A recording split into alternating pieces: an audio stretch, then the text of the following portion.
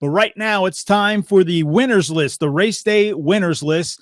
And the only two races that were happening this weekend was the Xfinity race at Phoenix and the Cup race at Phoenix as well. So we'll start with the Xfinity race, and congratulations goes to Noah Gragson. Congratulations there. Brandon Jones, we appreciate it. Josh Berry, you're third right there. Trevor Bain, John Hunter Nemechek, Ty Gibbs, AJ Allmendinger, Daniel Hemrick, Landon Castle, and Justin Allgaier are your top 10 in the series for the Xfinity series. Congratulations to all those guys, and a great win for Noah Gragson. I mean, this kid has been on fire this year. You know, he's won some races last year, but he was able to come over here this year and get to a great start. I thought he was going to pull it off in Vegas, his hometown there, but unfortunately he couldn't do that. But he pulls it off here in Phoenix. Congratulations to him. Puts him on the race days winners list. And Michele, these young guys really showing their way around and, you know, racing for, Junior Motorsports over there. He's got a great car, great ride, and it just shows how competitive the Xfinity series can be. Extremely competitive, and if I'm not mistaken, they're awfully close to the next gen car. There's some things that are different on them. Am I correct? I'm not. Yeah, so it's not like a next gen car. You don't have the single lug wheels. Right. It doesn't have the plate on the bottom. It's kind of the same car as the old car, except they have the composite body on them now. So they're a little tougher, a little better at the beating and banging. I don't see that car happening in the near future, but it should be the next gen worthy coming shortly. Well, they got to get the cup on the cup cars. They got to get the center lock wheels done right. Yeah. First, once they've done that, then okay, maybe they can switch over. But they've had a hell of a time with these tires. They're actually the wheels. And you would have thought that they would have employed or brought in, somebody like McLaren or somebody that is very, very experienced with these center lock wheels and what it takes to make them work and to do 2-second pit stops in Formula One. And I'm a little confused at Penske. I mean, Penske obviously made sure that they rounded out the pivot holes that actually align the tire, the wheel, onto the lugs so that they can get that center lock on. They've been unable to do that, and so they've had some screw ups. So what if you turn this wheel around? If you look at the wheel on the right, obviously that's the new center hub wheel with the lock on it there, and it goes counterclockwise when it tightens. So when the car's moving on one side and on the other side, it goes the other way. So the wheel always stays locked. But what's on the back side of that, if you're looking at the tire on the right-hand side of your screen there's a silver spot. And that on the back end of that, it's got a bunch of holes in it. And those holes then line up with the hub itself.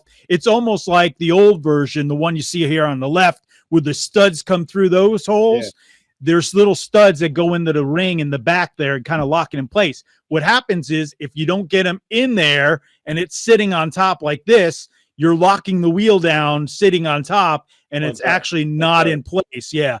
So that's part of the problem that they're having. And then the other big problem is when a tire does go down, it's sitting on the ground because of that big plate that's on the bottom and the low profile tires.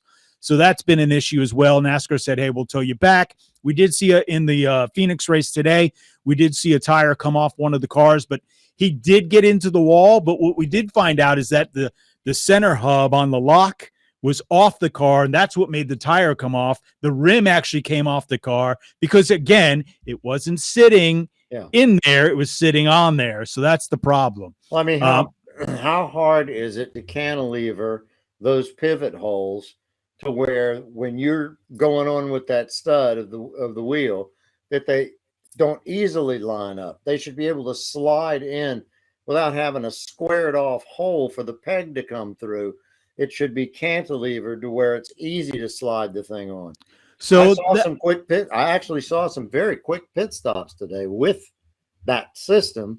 Yeah. But I think NASCAR needs to take a good strong look at the way the tires are, the studs, the pilot holes line up with those studs that hold the wheel in place. They do have you're going to end up screwing up the center lock wheel, the nut. Yeah. They do have a cantilever, but they're still having some issues. So some things to work out. They're getting there. Listen, it's a brand new car. I think it looks great. I think they're doing a great job with it. We'll have to see how it all plays out here. I want to get into that here in a second, but let me finish out with the winners report here. Chase Briscoe won the NASCAR Cup race today at Phoenix. Ross Chastain, great job on his part. Tyler Reddick, Ryan Blaney, Kurt Busch, Kevin Harvick, Kyle Busch, Joey Logano, Daniel Suarez, and Chris Buescher round out your top 10. Some names you don't normally hear in there, which I'm very surprised at, but I'm glad Chase Briscoe, young kid at Stewart-Haas Racing. Everybody was pointing at another Hendrick car being the car to beat out here because they've run the gamut here with the West Coast swing. But it was a Stewart-Haas Racing driver in that number 14, so congratulations to him. And it just shows you, and I'm going to play something here in a second from Alex Bowman from last week, his win. But it just shows you these young guys now with this new car and everybody, I don't want to say on an even playing field because it'll never be with some of those big teams and the money that's behind those teams. Yeah. It'll never be that, but they have an opportunity here. Yeah, they've caught on. They were able, I think the younger drivers are able to adapt more quickly. And it seems to be the case right now.